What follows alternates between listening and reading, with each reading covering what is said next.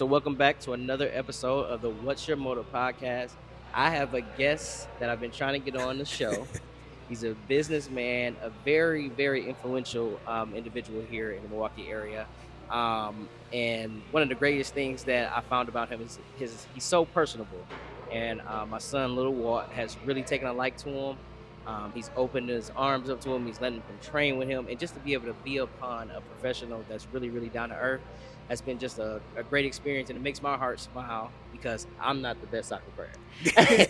And he loves soccer. But he's a girl dad times two, a husband.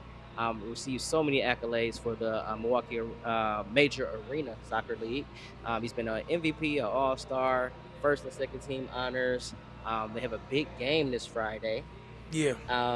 We'll see if he plays in it. We will be in attendance for sure. But please welcome to the What's Your Motive podcast, Ian Bennett, IB26. How you doing, man? Hey, man. Honestly, thank you for having me. And honestly, Walt Senior, like that's I always wish I could have been. I wish I had a boy, because I was gonna name him Ian Junior, right? Sure. But I like like Walt Senior, Walt Junior. That's cool. I'm actually the junior. He's the third. What? See, I'm not gonna lie. I'm jealous because Right. that's what I wanted, but. I got $2, but it's all right. I'll live through you. I'll live through you. They're super helpful. Shout out to your daughters and your wife as well, because I remember we were at the game one time, and Walt wanted the ball, but we missed it, and she came up just randomly and got us and brought us down to you early. I have the video and everything. Yeah, Signing and yeah, that's right. Yeah, You did a nice shout out reel to with it. them. Yeah. Yeah. They're good people, man. Very They're good people. Very good people. So, just for those that don't know, tell us a little bit about Ian. Who is Ian? Yeah, so as you can see, it's hard to nail me down because I'm moving around and we got guys in the background doing work, so I apologize in there. But I'm just a go-getter, man. Right. I don't have time to stop. Mm-hmm. And the biggest thing to honestly, even all the stuff I do, Right. It's all about the kids. You know what I mean? Absolutely. That comes first most. For me, it's about the kids. How can I develop a kid? Mm-hmm. How can I impact a kid? Mm-hmm. How can I get a kid to another level or just achieve what their goals are, right? And then again, if they have self-confidence issues, even if they're not as good as a sport, how can I inspire them for even if it's an hour in their whole life, you know what I mean? So that's what I try to strive, to be honest. Right. And with all the businesses and everything, I try to hopefully give back and add that little piece to my kind of day. And I actually see that. I remember Walt came to your home and you were renting out your home. So did you start doing like the youth development with soccer and things at home, and now you're in this is like your second place? Yeah, this is crazy. Yeah. So it was This kind is of a crazy. nice place too. Yeah, it was kind of crazy.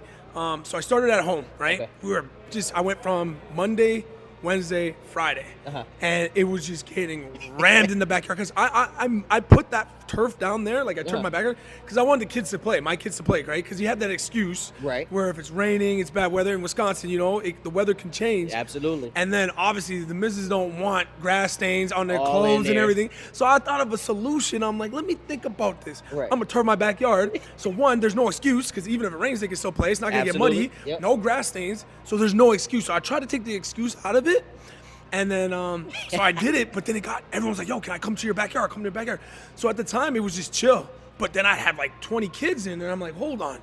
Let me start training In these your kids. backyard? Oh, dude. And then I thought I was going to get in trouble because I'd have cars rolling up in there. So thank God the cops in my area are cool with me. Right. But it looked like I was having a party every day, man. Like it was bumping, everyone. And my neighbors are cool. Shout out to my neighbors. Right. Good people, because there was between say 9 and 10, 10 to 11, 11 to 12. I had anywhere probably between 18 to 20 kids in each of those sessions. So it kind of took off there. And it kind of built into more. And then that's where I was like, you know what? I need something bigger. I want to reach more people, more teams, more players, more kids. And that's how it started. So I got this place out in Heartland, and we're going to try to do some big things, man. Dude, I've seen it.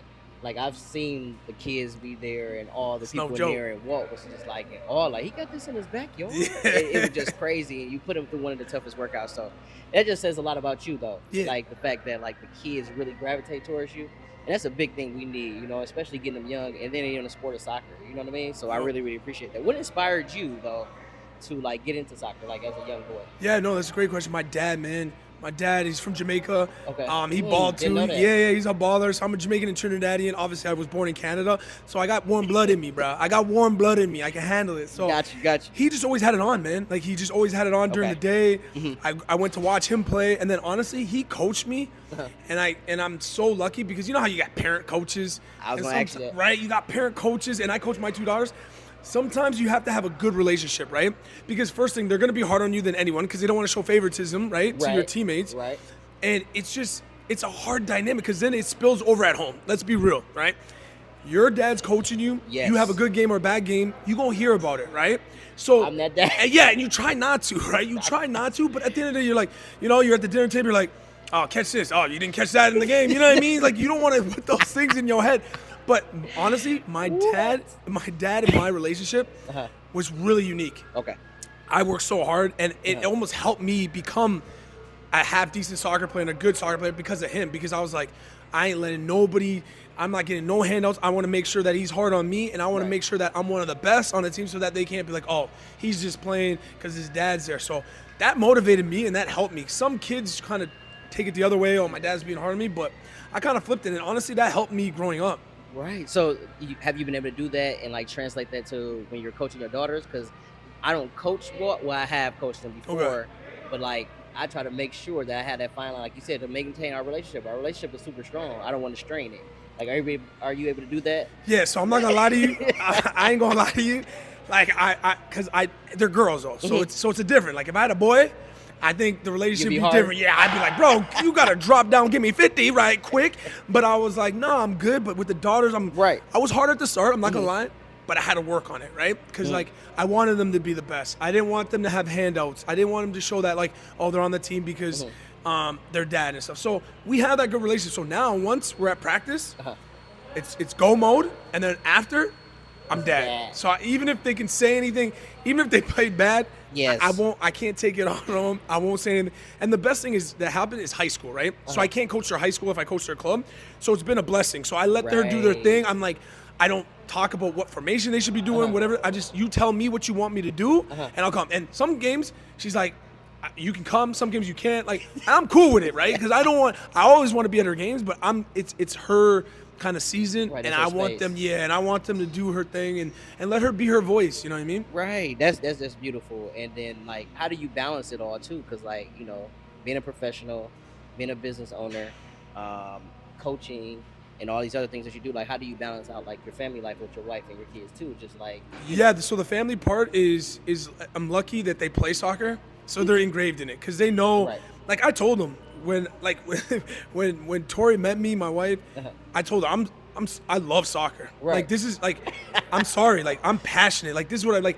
It's day and night. It's a lot. Like so, if you guys can't handle this, like just let me know. But this is what I do. Like so, like I hear you. And I was at a rough stretch where it was like maybe like 6 years ago where I was like, man, like I'm trying not to bring soccer into family. I'm trying to do family things, and it's like, and I felt bad. There was a point in time I'm like, man, all I want to do is talk about soccer, and it is crazy. And like every day it goes back to soccer. Even life goes back to soccer. And then one day I had a standstill. I'm like, listen, I apologize.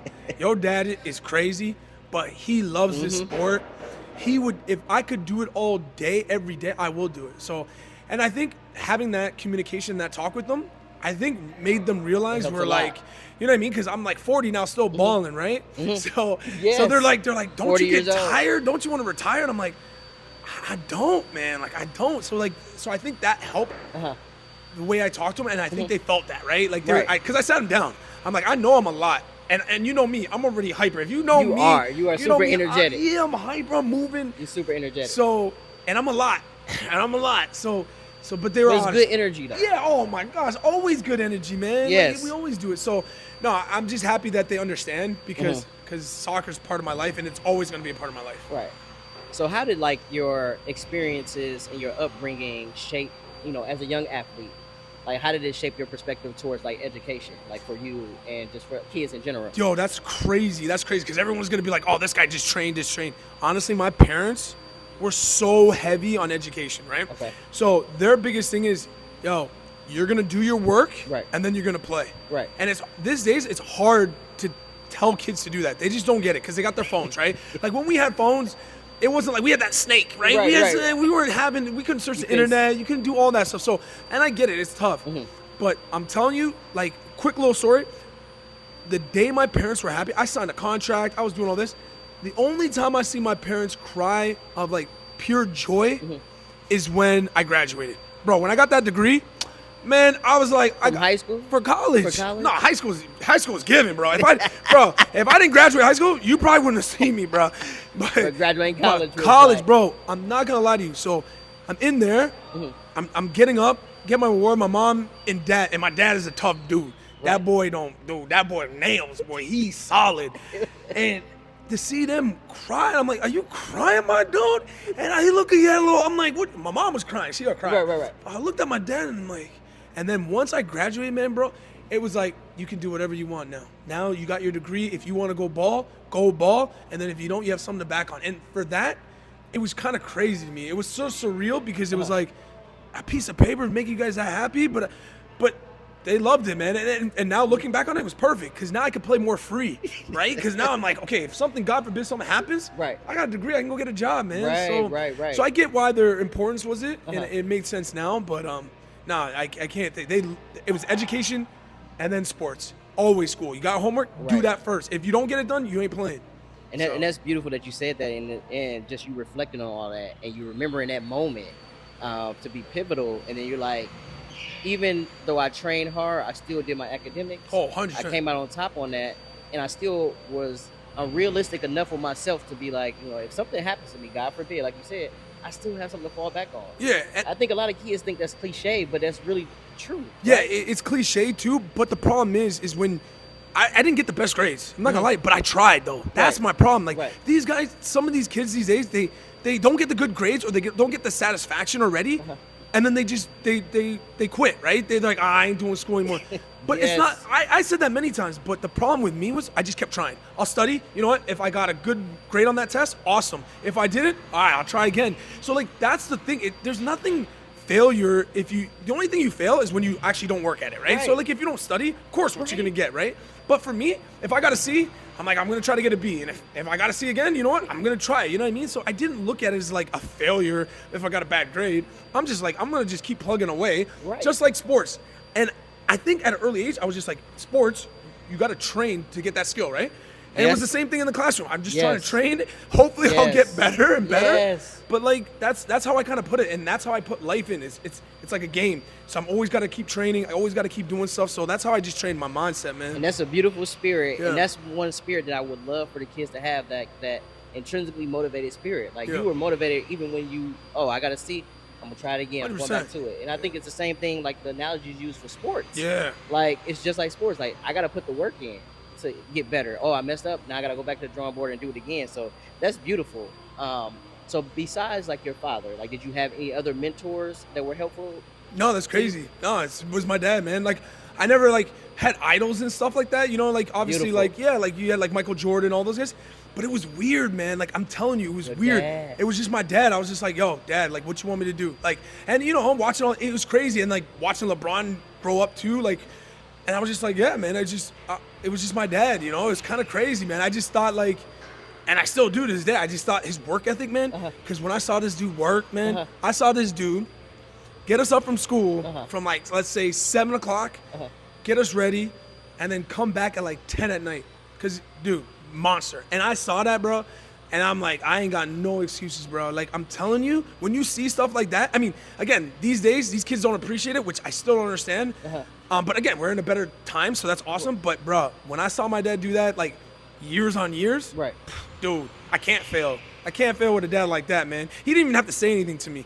Just me watching this dude, like, dude, you're getting up at 7, going to work, you get back at 10:30 sometimes because you got to finish a job. Come on, man. And I appreciate your perspective so much because you're like the second person that I've heard that I've actually had on my podcast that said like their father was like who they identified with, who they 100%. Was like the person that really like 100%. Showed them the way. And it could have been verbal, could have been nonverbal, but a lot of times it was through observation. And for you to say that means a lot, like because like you like you said, you didn't have any idols or things like that. No. And a lot of kids nowadays, they look up to a basketball player, a soccer player, and they try to emulate that person, but their identity a lot of times is with their father. Sometimes we have those instances where the father is absent, Yeah, right? no, and you don't yeah, have tough. that. Yeah, But true. I just love the fact that you said like your father truly was your Yeah, mentor. So, yeah. what was that like? Just like having him there all along, Dude, like, all the time? it was just like, it was crazy because, I mean, he was like my best friend, but he was hard on me too. But like, I mean, I saw this guy at practice, like when we had to coach, and then sometimes you go back to work too. So I'm like, bruh, you just trained us Right. for an hour and a half, and then you got to go back to work. So like stuff like that, man, when you see it, you can't pay for that. Like that's like 101 hard knocks right there. Like and that just shaped me, man, and molded. But it was good. We built up a good relationship. We butted heads sometimes, but I know. But the problem is too, he was a bigger dude, so I couldn't be talking like how I talk normally now. Maybe I can get him now, but Right. he was a big dude, man. I mean, he's dude. strong. That's He's strong. So strong. that's why I was like, I respect that. I never challenged him, Right. and that's one thing that and I always believed in God, right? So we were always a Catholic family, so we Gotcha. always, you know what I mean? God was a big part of our lives too. So I think that just shaped us too. I went to Catholic school too and all that stuff. So, yeah, man, honestly, my childhood, like everyone was like, my childhood was good because I just had rules, and now it set me up for success, man, to be honest. The presence of a father, it means a lot, man. Dude, it's crazy because sometimes you're like, you don't need it. You think you can make it out, but I mean, and you can, right? You can. Right.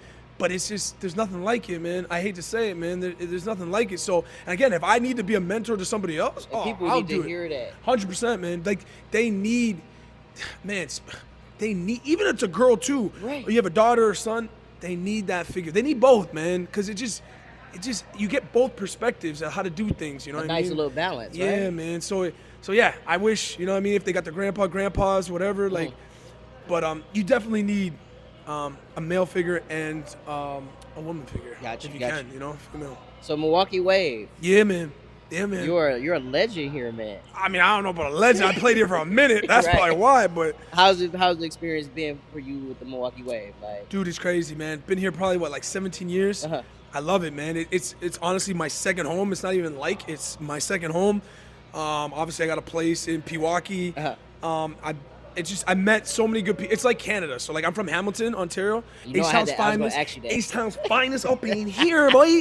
But it's like Canada, man. It's like home. That's Really? why I stayed here. I played in Charleston. I played in Richmond. Played everywhere, and Rochester. and it's just. I felt so comfortable with Milwaukee. Like if I need anything, I know who to call. If I need a mechanic, if I need someone to do this, it's just like home, right? Like when you go back home, you know everybody, right? And it's the same thing, man. Really? Yeah, it's home, man. I know They're like, Ian's got a guy for everything. So people hit me up. I'm like, bro, you've been living here you grew up here. They're like, nah, we need your guys. All right, bet. So I have to ask the question. Yeah. What is the biggest difference between a Canadian and a Milwaukee? Oh, that's easy. Do you want the answer? Yes, I want the real raw answer. All right. Because we typically hear that Canadians are super nice. Dude, super nice. And when you go to this is what I was taught. Super nice. When Okay. you go to Canada, you don't even have to lock your doors. Bruh, I never lock my door. I don't lock my car door. Bro, I'm telling you right now the difference. So that's true. I'm gonna tell you the difference, real talk. Uh-huh. We're nicer. We're not moody. I'll put it that way. Milwaukeeans are moody. The weather's bad. Dude, you live in Milwaukee, bro. It ain't gonna change. Like, it's gonna be summer in the morning. It's gonna be winter at night. Like, bro, this is what it is. This is true. You guys are moody. Right. It is what it is. Yeah, you know what I'm saying? We're alive. It's good. You know what? You might have to put on a jacket. You know what? You might have to take off that jacket. Like, I don't know what to tell you, but y'all are moody, and then you guys get in your mood, and you're like, I don't want to talk to them. Nah, man. No, Right. it happens. You have to warm up your car 10, 20 minutes. It happens, bro. Figure it out. That's what the big part. Y'all are moody. So that is true. Yeah. About Canadians, like. Yeah, man. That is true. 100%. And I hear that you're a big maple syrup guy. Dude. Maple syrup. Dude, I had a whole batch of honey I brought for the players. Like, one parent gave it to me. Dude, I don't know what it is. Maple syrup. Is this on I'll like eat it all. pancakes? Is Dude, this on everything, man. You could just do with it. I heard you say that. Give I me heard that. You would bathe in it though. Bro, I would bathe in it. Hey, and put some biscuits in there? Are you crazy? I like syrup, but I don't know if I like it that much. Bro, I like syrup. Syrup, everything. Gosh. See, that's why the kids love you. 'cause Man, you got I have like pancakes just so I can have syrup, bro. Well, I might not be feeling pancakes or waffles, but it comes like chicken and waffles. Man, I put syrup on the whole thing. Chicken and waffles. Yeah, but I'm syrup. Chicken and waffles is fire. You know what I'm saying? Yes. That's what I'm doing. Yes. I don't know what it is, bro. So, how has like you being this public figure, athlete, African American man? How has that helped you kind of be inspiring to other athletes and especially black and brown kids too? Yeah, no, I think that's huge, but it's kind of crazy. I'm not gonna lie to you. I haven't really got over to the community side a lot. I think a lot of, Right. kind of the suburb area. I know I live in the suburbs, but like, we haven't done anything where like maybe like the outreach program, the Gotcha. boys and clubs are there. Yeah. But they haven't reached out. Like, so this is the thing. Like, I know Milwaukee, but like I know like my area more, Got right? you. And like nobody's willing to break me in Got you. and show me like, Ian, yo, we need to come here. Like the Simbas reached out a couple times, but obviously I coach during when they have stuff. Right. But like, there's got to be a way that I can get down there and kind of touch the community. I got too, something man, for you, because, and I don't know if you're available Yeah. in the summer, but it's going to be this community event that Okay. my buddy and I are having, and I would love to have you there if Yeah. you are available. Yeah.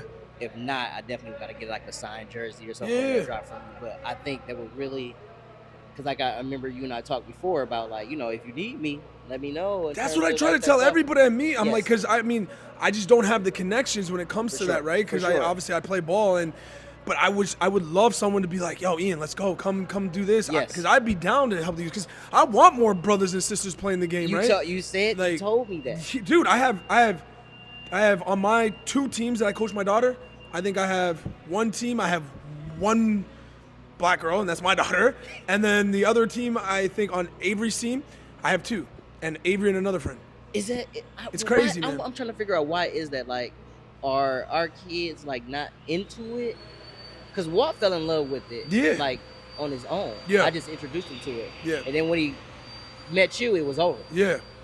Like I'm still trying to figure that out. Dude, that's what I'm saying. I don't know, in the community, are we playing different sports, or what are Just we doing? What's basketball- easier? You know what I mean? basketball What's and quick? football. That's what I'm saying. So like, I mean, sports with your hands. Let's just be honest. If you're using your hands, it's a little bit easier. I'm not gonna lie. I'm not Right. saying no discredit basketball No, or for sure, football. for sure, for but you sure. can use your hands, right? When you grow up, you can use your hands quicker than you can walk, right? Right, So right. like, using your feet, it takes more time, right? A little Right. more skill, right? Right. So I don't know. It's just like I wish we need. I mean, that's my goal. Hopefully, to get some more brothers and sisters playing, and that would make me really, really happy in the No, for soccer sure. community. You know what For I mean? sure. And I feel it through your enthusiasm and things like that. And that's why a lot of people need to see you in you know what I mean? Yeah. For sure, because you're a great guy, Yeah. man. So a few more questions here. Yeah. Before your games, and this is for the young athletes that are watching, Okay. do you get nervous still? So I think if you get nervous, that means you care about it, right? Like if you didn't get nervous, you wouldn't care, right? Like, because it doesn't mean anything to you. Right. So I do get nervous, but I turn those nerves into like, it's go mode, right? Let's go, let's work. Because at the end of the day, well, all you could do is work, right? Right. Like, you know what I mean? You got your Right. skill set, Right. but even if you were the best skilled player, you still got to move. So you got to work. So at the Yes. end of the day, just put the work in and then see where the chips fall, right? Right. Because at the end of the day, that's all you can do. Right. I don't know. Like, I'd be going against you. You could be the best player in the world. I got to just work, right? That's the only way I'm going to find out if I can handle you, or if I can be Yes. better than you, or if I can just do my thing, right? Just Absolutely. work. Just go out there and Absolutely. work. Settle your nerves out and just be like, listen, if you're nervous, just be like, you know what? I'm nervous, but what I got to do is just work. I don't care if I score, if I mess up. I just got to keep working. Got You know you. what I mean? And then Got I you. think that will help. Then you're not looking into the game where I got to do this, I got to do that, I got to do this. Just put your one goal. Right. And then once you get out of it, like say again, in the first quarter, first half, whatever, then you're like, okay, I can play. And then that's when Right. you kind of start going on to that. You know what I mean? Do you think a lot of kids feel like they have to be perfect? Yeah. I think, and I'm going to be honest with you, this is why I love the kids. It's because of the parents, right? You got parents that maybe, and this is the worst, and I'm going to be honest with you, you got parents that probably never played a sport in their life. And here's even the worst part. You probably got parents that probably can't even run and do all that stuff and can't do a push-up, but you're going to tell a kid to do something, right? Yep. That's where I lose my mind. Yes. Honestly, that's when I lose my mind. That's real. And it's just a respect thing, because you gonna tell your kid something, or you're going to be hard on your kid, or you're going to tell the coach something, and you don't even look like you could run a mile, but you want to talk. Dude, that's where I'm saying, and that's where the disconnect is happening. And that's why sometimes these kids get so much pressure on them. Yes. Where like, if a parent maybe did, and I know parents are so busy providing and stuff. No, for sure. But if you lived a day in like even a kid's shoes and running and doing that, I'm telling you, I think they would have a different perspective on it. And I think that's why some of these kids get nervous, right? I love that. The parents are putting on this pressure because a parent could just sit back and chill. They didn't train all week, but they showed you up to the game, which I love them because they drove you to the game, which is great. Right. But then they out there sitting here like this, chilling and drinking their coffee, eating a couple of donuts, and then they want to tell you stuff. Like, come on, man. Like, Yes. That's what I'm saying. The parents, this is what the parents need to do. If you have a good coach, this is what you say. Let the coach do his thing, right? If the coach is doing something different, then yeah, that's when you got to intervene. Right. But if you solely trust and believe in the coach Yes. that this is the right coach for your kid, what are you gonna do, Let man? him be. It's like investing. See, this is what I don't understand about sports, right? Investments, right? Right. You invest your money in. You don't just give it to somebody, right? Right. You invest it. You make sure. Oh, how your numbers doing? You do good. Yep. And then that's it. Because you don't know that. A doctor, dude. You go to a doctor. You're like, hey, man. Oh, you should be using this. Right. Hey, why don't you use the hammer? Right. Right. You don't do that. Right. Right. You go all those different Absolutely. jobs, and I Absolutely. consider this a job, and I love this. But it's the same. Should have the same respect, man. Because you know why? I can touch more of your kids' lives than anything happens. You know what I mean? Because I'm there sometimes, probably more than this, especially if a dad or a mom travels a lot. Absolutely. They might not see him for a week or 2 weeks. Absolutely. And that happens. But if you don't give the respect to the coach, you're just asking for trouble, man. It's just your kid's going to be unruly. Yes. And then it's just going to get out of hand. But if you guys can have that connection with the coach and start preaching the same thing, man, your life on the field and on home is going to be easier with your kid, man. You know what I'm saying? But if you always have that combated conflict, Yes. it's going to be a nightmare. Because then you know what you're going to say? Oh, the coach doesn't like me. And you're going to be like, oh, but did you work hard? And then no. And then, or you're going to take the kid's side. And then now you and the kid are battling together. And he's 10. Why should he even have a say in? Like, you know what I mean? So that's the stuff. And then you get them to complain. Right. So what I do with my kids, even like when they play basketball, hey, I got that jumper though. I got that jumper though. But I just tell them, hey, listen to your coach. What does he tell you to do? All right, listen to your coach. Right. That's it. I don't try to say anything. I might say, yo, you need to hit some more shots. You might need to go train more. Right. But I'm going to say, listen to your coach, man. I don't do that. So That's a word to the parents. 100%. That's a word to the parents and Facts. to the kids, though. Facts. So they can not be so nervous and feel so bad after a game. And you got all these memes and stuff on Instagram. Where it's like, when the kid comes out after having a bad game, and then like the parents be like, you walking home. That's what I'm saying. Like, the parents should be there in the opposite, right? No, Right. don't get them next time. You got this. Like, keep training. What did you do this week? Okay, we got to switch it up. Now let's go harder. You know what I mean? That's what the parents should do. You know what I mean? Exactly. So 2 questions. One of them is from Walt. Oh, okay. He third. wants to know, who's your favorite soccer player? Ah, that's easy, man. That's Cristiano, CR7. That's You hear that, Cristiano. Walt? He said that's his favorite. Is it? Yeah. Yo, I love Cristiano. His work ethic, the guy is, he gets credit, but he probably doesn't even get enough credit that he deserves because he's so good. Right. They just think it's natural. Right. Dude, I've read stories, heard stories of this guy just training, man. And Messi's good and all those other players. Right. Mbappe's good too. But when I heard about that, I mean, I love Ronaldo. that, man. You know what I mean? It's just Ronaldo, man, because he's gifted, but I heard the man works. He You know, works. Messi, I heard Messi works, but the guy's gifted. Messi's nasty, right? Like, he's just nasty. But I don't think he had to work as hard as Cristiano, right? Because he's just, you know what I mean? So, and body types. Boy, when Cristiano takes his shirt off, it's another level. See what I'm saying? I love Messi. But I ain't seen Messi take his shirt off. You know, it's funny because I seen a documentary with Cristiano. Cristiano is Dude. He's fit. But that's what I'm saying. He's fit. He's a real He deal. put that work in. So He be doing you're on it. the What's Your Motive podcast. Last question. What's your motive? Ooh, I like that. What's my motive? You know what? I actually, it's kind of funny. They're like, Ian, what do you want to do when you're kind of done playing and stuff? Right. And I don't think it's when I'm done. I just think my motive is how can I switch the culture a little bit to kind of going back where it's all about the kids. That's how I want to kind of switch it where, you know what I mean? Because like, I know there's social media, and like you said, there's memes, there's Instagrams, there's Snapchat, there's all these kind of bad things for these kids. Nothing really positive. So like, how can all of us be in access to these kids for good? You know what I mean? Like, how can we switch that thing and start pumping out some more good kids? Right. And even anywhere, like in the hood, in the suburbs, and Everywhere. everywhere, like not just, you know what I mean? Not focusing on one area. Right. Like everybody, man. Because you know, there's rich kids that are that are Yes. bad, and there's people from the hood that are good. You know what I mean? Right. So Absolutely. how do we just make sure everybody just has an outlet? Yep. And then at least try, and then if they go good, awesome. If they go bad, then at least we tried, though. You know what I mean? Like, Absolutely. how do we do that? So Absolutely. that's what I want to try to switch the culture a little bit, and get it more focused back on the kids, man. Yeah. And I love that, because that's another reason why we were talking off camera, the What's Your Motive podcast. That's what I'm trying to figure out. Like, how do we get to these kids? How do we become more communal? Yeah, how do we man. bring it all together for everybody? I would love that, And bring man. some cohesion. So I would love definitely that. got to have you this summer if you're available. I am. Appreciate you for bringing me out to your establishment, man. I'm loving. I'm excited to see what comes of it. Yeah. You've been just a great beacon, and Walt and you guys' relationship is just wonderful, man. And I really, really appreciate it. Appreciate And you. I'm glad that you were able to give me the time to do this. I Dude, appreciate yeah, you, I know. man. Hopefully we get this sound in. Hopefully it's it gonna doesn't, be- it's because gonna I be mean, good. I know it's crazy, but I appreciate you just coming down, because sure. again, this is my life, bro. For sure. Always on the go, man. So I appreciate you taking the time to do this. Thank you so much. So until next time, what's your motive?